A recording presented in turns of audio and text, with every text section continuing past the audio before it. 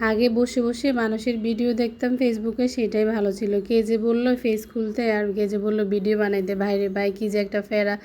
যাই হোক, আসসালামু আলাইকুম, কেমন আছেন সবাই? আশা করি সবাই ভালো আছেন। আলহামদুলিল্লাহ আমরা ভালো আছি। চলে আসলাম সকাল সকাল একটা ভিডিও নিয়ে। তো আজকে দুপুর রান্নাবান্নার প্রস্তুতি নিলাম। আজকে হচ্ছে শাকভাজি করব, তারপরে হচ্ছে পাবদা মাছ ভুনা করব, আর হচ্ছে ভর্তা করব। তো এখানে হচ্ছে আমি শাকটা বসিয়ে দিলাম। একদম তেলের মধ্যে হচ্ছে কাঁচামরিচ দিই নাই, শুকনো মরিচ, তারপরে হচ্ছে পেঁয়াজ একদম লাল লাল করে ভেজে তারপরে এই যে শাকটা দিয়ে দিলাম। তো যা বলতেছিলাম যে আগে হচ্ছে শুয়ে শুয়ে সারাদিন মানুষের ভিডিও দেখতাম আর মজা নিতাম, আর এখন হচ্ছে মানে নিজে ভিডিও মেক করা যে কি কষ্টের। আগে ভাবতাম যে মানে মানুষ কি সুখে আছে, জাস্ট একটা ভিডিও বানাইতেছে আর ছাড়তেছে, এটা যে আসলে এত সহজ না। এটা এখন নিজে বুঝতেছি যখন নিজে একটা ফ্রেজ মানে খুললাম, ভিডিও ক্রিয়েট করতেছি, বানাইতেছি, এডিট করতেছি, ভয়েস দিতেছি। এটা আসলে এত মানে সহজ না, আগে তো বুঝি নাই। আর একদিন হচ্ছে যদি অনুপস্থিত থাকি ফেসবুকে, তখন দেখা গেছে ওই যে স্কুলের মতো যে আপনার হচ্ছে স্কুলে যেরকম একদিন না গেলে হচ্ছে মায়ের খেতে হইতো, এখানে হচ্ছে সেরকম ডিস এঙ্গেজমেন্ট সবই ডাউন হয়ে যায়। তো যাই হোক, আমি তো মনে করি ফেসবুকটা হচ্ছে শ্বশুরবাড়ির মতো, মেয়েদের শ্বশুরবাড়ির মতো। যদি আপনি একবেলা কাজকর্ম না করতে পারেন, আপনার হচ্ছে শ্বশুরবাড়ির কারো মুখের দিকে তাকাতে পারবেন না।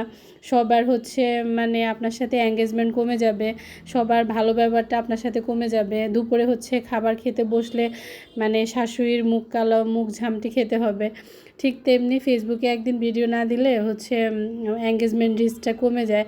তা আমি মনে করি ফেসবুকটা হচ্ছে মেয়েদের শ্বশুরবাড়ির মতো।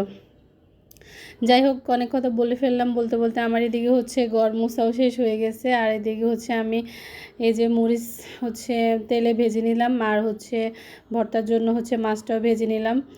আর এ পাকে হচ্ছে আমার মাছটাও রান্না করা হয়ে গেছে। তো আজকে বেশি কিছু আর রান্নাবান্না করব না, ভাবলাম যে মানে একটু হালকা পাতলাই রান্নাবান্না করি।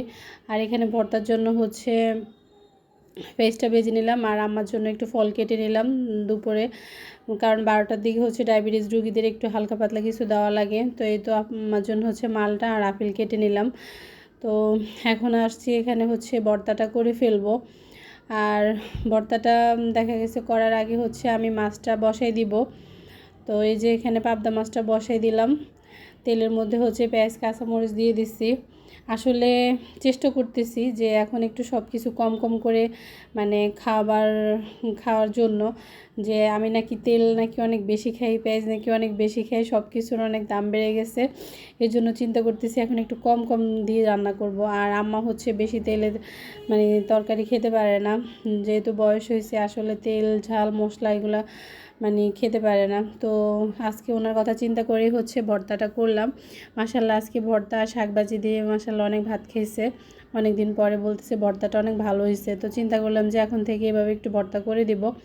তো আমি হচ্ছে এখানে মশলাটা কষে নিয়ে হচ্ছে মাছটা দিয়ে দিলাম, আর ভাবলাম যে বসে না থেকে আমি ভর্তাটা করে ফেলি। ভাই, মেয়ে মানুষের জীবনটা এমনই, আপনি হচ্ছে 2 মিনিট কোথাও বসে থাকবেন, আপনার জন্য রাজ্যের কাজকর্ম সব জমা হয়ে থাকবে। তা আমি এরকম করি না, আমি হচ্ছে সব কাজ মানে একসাথে করে ফেলার চেষ্টা করি। আর এই তো ভর্তাটা করে নিতেছি, মরিচ একদম ভেঙে তারপরে পেঁয়াজের মধ্যে হচ্ছে দিয়ে এখন একটু মাখামাখি করে নিতেছি। আপনি হচ্ছে ভর্তাটা যত বেশি মাখবেন তত বেশি ভালো হবে। আর ভর্তাটা শিলপাটায় বেশি ভালো হয়, তবে আমি আজকে এভাবে বানাইছি, আমার কাছে মনে হয় যে আমি শিলপাটায় বানাইছি। আমার তো খেয়ে বুঝেই নেই যে আমি হাতে মাখাইছি ভর্তাটা। তো এখানে আমার মশলাটা কষানো হয়ে গেছে, কষে এখন আমি মাছটা দিয়ে দিছি, ওই ফাঁকে হচ্ছে আমার ভর্তাটাও হয়ে গেছে, মানে এক ঢিলে 2 পাখি মারা।